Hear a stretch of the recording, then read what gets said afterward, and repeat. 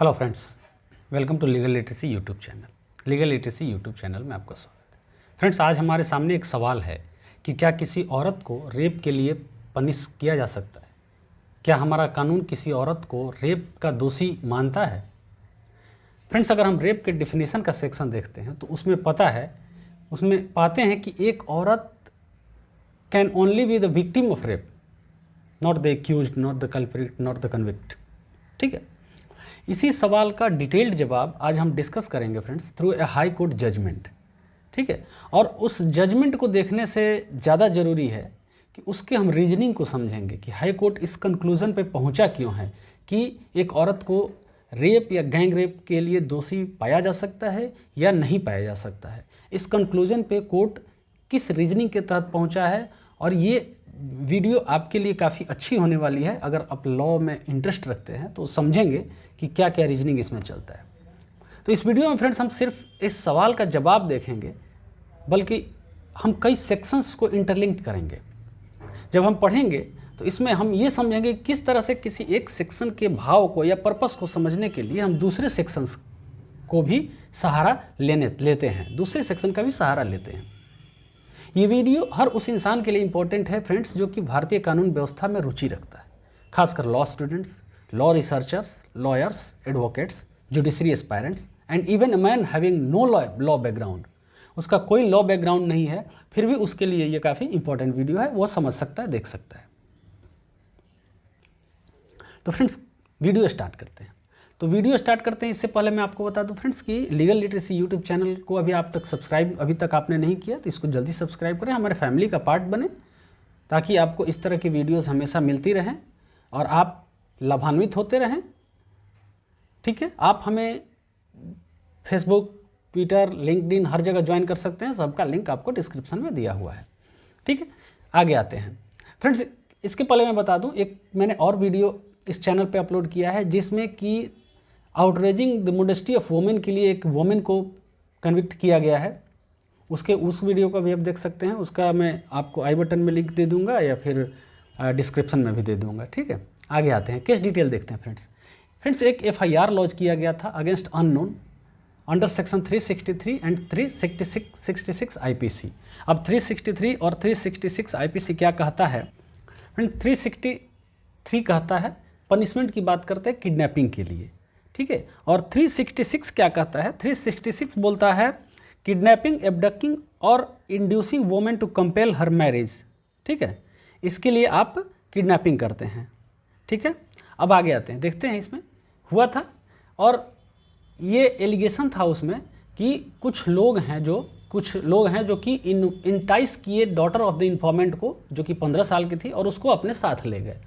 जब लड़की रिटर्न होती है तो विक्टिम अपने स्टेटमेंट अंडर सेक्शन 164 CRPC में बोलती है कि जो अप्लीकेंट है इस केस की, वो भी इस इंसिडेंट में इन्वॉल्व थी।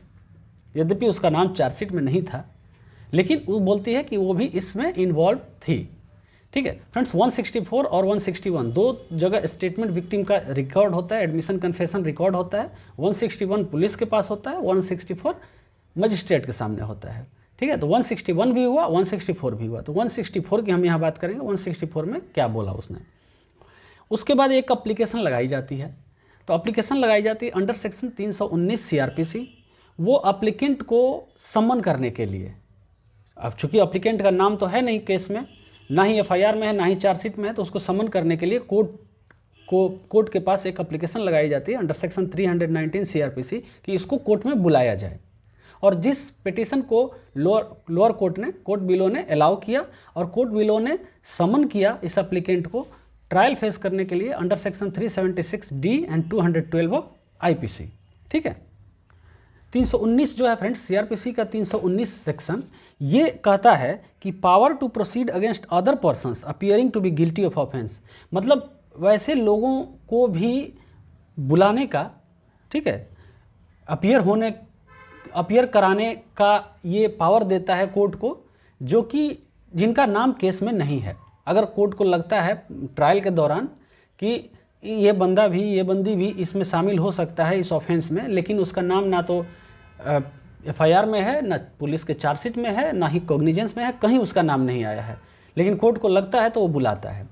तो वो उसको बुलाया गया किस सेक्शन में, किस ट्रायल फेस करने के लिए, 376D और 212 IPC। दोनों सेक्शन क्या है फ्रेंड्स, 376D गैंगरेप की बात करता है और 212 बात करता है हार्बरिंग ऑफेंडर। हार्बरिंग ऑफेंडर मतलब कि कोई भी पर्सन जिसने कि कोई ऑफेंस किया है वो जानबूझ के आप उसको अपने यहाँ क्या दे रहे हैं, अपने यहाँ शरण दे रहे हैं, अपने यहाँ रख रहे हैं, तो इसके लिए उसको समन किया गया। अब इसमें क्या होता है कि ये जो एप्लीकेंट है जिसको समन किया गया, जिसको बुलाया गया, वो पहुंच जाती है हाई कोर्ट। हाई कोर्ट में उसका प्रेयर होता है कि इस केस को क्वैश कर दिया जाए, ठीक है, इस समन ऑर्डर को क्वैश कर दिया जाए, रद्द किया जाए और इसके फर्दर प्रोसीडिंग्स को स्टे कर दिया जाए। तो जाहिर सी बात है कि इनका कोई ग्राउंड होगा, क्यों क्वेश्चन किया जाए, कोर्ट के सामने ये बोले होंगे। तो इनका सबसे बड़ा ग्राउंड था कि no case under section 376D IPC is made out against the applicant and she has been wrongly summoned by the trial court. इनका कहना था कि चूंकि ये खुद एक लेडी है, खुद एक औरत है, ठीक है, और इनके अगेंस्ट 376D मतलब गैंग रेप का केस नहीं बन सकता है, ठीक है। अब यहाँ हाई कोर्ट का रोल आता है। हाई कोर्ट से अपनी बात ये इन्होंने कह लिया, हाई कोर्ट का आता है। तो हाई कोर्ट ने क्या कहा, ये इंपॉर्टेंट है ही फ्रेंड्स, बट इससे भी ज़्यादा इंपॉर्टेंट है कि हाई कोर्ट की रीजनिंग क्या थी अपनी बात कहने के पीछे। जाहिर सी बात है कि इलाहाबाद हाई कोर्ट ने इस क्वेश्चन के एप्लीकेशन को रिजेक्ट कर दिया सेक्शन 375 टू 376E IPC के अमेंडेड प्रोविजंस को देखते हुए, ठीक है। अब इसमें क्या हुआ, हाई कोर्ट ने क्या कहा, हाई कोर्ट ने कहा कि a woman can not commit the offence of rape but if she has facilitated the act of rape with a group of people then she may be prosecuted for gang rape in view of the amended provisions। अब इसका मतलब ये हुआ कि एक women को rape के offence commit करने के लिए सज़ा नहीं दिया जा सकता है। कानून के हिसाब से एक औरत रेप कमिट नहीं कर सकती है, लेकिन गैंग रेप कर सकती है। गैंग रेप के लिए उसको सज़ा दिया जा सकता है, कब, जबकि वो गैंग रेप करने वालों को फैसिलिटेट करती है। फैसिलिटेट करती है मतलब उनको सुविधा देती है। जैसे 212 में भी उसको बुलाया गया, 212 का भी ट्रायल फेस करने के लिए। हार्बरिंग ऑफेंडर्स की बात जहाँ तक आ गई, ठीक है। अब जब रेप की हम डिफिनीशन पढ़ते हैं, आगे देखेंगे कि ऑब्जर्वेशन क्या है हाई कोर्ट का। तो it is clear by non ambiguous language of section 375 IPC that A woman can not commit rape as the section specifically states that the act of rape can only be done by a man, not by any woman. However, the court added the same is not the case with section 376D of IPC. अब यहाँ आप 375 का जैसे ही पढ़ते हैं कि a man is commit rape if he, अब पहला लाइन ही जब आप पढ़ते हैं 375 का, तो a man, यहाँ वोमेन की बात नहीं हो रही है। तो रेप के लिए वोमेन को पनिश नहीं किया जा सकता है, कन्विक्ट नहीं किया जा सकता, एक्यूज्ड भी नहीं बनाया जा सकता है। लेकिन हाई कोर्ट का कहना था कि ये केस 376D में नहीं है। डी में क्या कहता है, डी में कहता है कि where a women is raped by one or more persons constituting a group or acting in furtherance of a common intention, ठीक है। यहाँ पे क्या होता है कि when a women is raped by one or more persons constituting a group or acting in furtherance of a common intention, ठीक है, each of those person shall be deemed to have committed the offence of rape and shall be punished with rigorous imprisonment for a term which shall not be less than 20 years, ठीक है। ये यहाँ पे हम ये देख लेते हैं, ठीक है। यहाँ पे क्या कहता है कि द टर्म जो पर्सन इसमें यूज हुआ है उसको कोर्ट का कहना था कि हम नैरो सेंस में नहीं लें। तो जब हम सेक्शन 11 में जाते हैं, सेक्शन 11 ऑफ IPC, इसमें पर्सन को डिफाइंड किया गया है। तो पर्सन को कहा गया है कि इट इंक्लूड्स एनी कंपनी और एसोसिएशन और body of persons weather incorporated और नॉट। द वर्ड पर्सन जो कि है हाई कोर्ट का, ये मैं लैंग्वेज बता रहा हूँ, हाई कोर्ट ने क्या कहा है। The word person is also defined in the shorter Oxford English dictionary in 2 ways, 2 तरह से। पहला वो डिफाइन किया गया एन इंडिविजुअल ह्यूमन बीइंग और ए मैन और ए वुमेन और ए चाइल्ड, ये पर्सन में आते हैं। Secondly as the living body of human being, ठीक है। तो पर्सन का मतलब सिर्फ मैन नहीं होता है, ठीक है। फिर हाई कोर्ट ने कहा कि as such a man can not commit the offence of rape but if she facilitated the act of rape with a group of people then she may be prosecuted for gang rape in view of the amended provisions. Unlike a man, a woman can also be held guilty of rape, gang rape, if she has facilitated the act of rape with a group of person. यहाँ friends intention की बात आती है। अब यहाँ पे सबसे बड़ी बात है कि रेप का इंटेंशन हो, ठीक है, अगर ग्रुप है, ग्रुप में कई लोगों का रेप करने का इंटेंशन है, ठीक है, और कई लोगों का इंटेंशन है और उस इंटेंशन में किसी ने कुछ नहीं किया, कोई एक्ट नहीं किया, लेकिन वहाँ साथ में थे, तो उनको भी वो उसके लिए पनिशमेंट दिया जाएगा। कोर्ट ने यहाँ पे गैंग रेप को जो है स्कोप को एक्सप्लेन किया है, ठीक है, एक्सपैंड किया है, ये ऑब्जर्व करते हुए कि इन मतलब उसने कहा है कि प्रोसिक्यूशन को सिर्फ एविडेंस में ये एड्यूस करना है कि एक से ज़्यादा पर्सन एक कंसर्ट में एक कमिट किए, रेप कमिट किए, सिर्फ एक ने भी किया, एक कंसर्ट में किया और एक का कॉमन इंटेंशन सबका था, तो सभी लोगों को एक्यूज्ड को सारे एक्यूज्ड गिल्टी माने जाएंगे, irrespective of the fact that the victim had been raped by one or more of them. ठीक है, कोर्ट क्लैरिफाई किया कि ये प्रोविजन जो है वो जॉइंट लाइबिलिटी के प्रिंसिपल को सामने लाता है। ठीक है, essence of that joint liability is that existence of common intention और purposes prior concert which may be determined from the conduct of the offenders revealed during the course of action. ये सारा Allahabad high court का ये observation था, और observation था ये Allahabad high court का साफ कहना था कि a woman can not commit rape, ठीक है, but if she has facilitated the act of rape with a group of people then she may be prosecuted for gang rape in view of the amended provisions.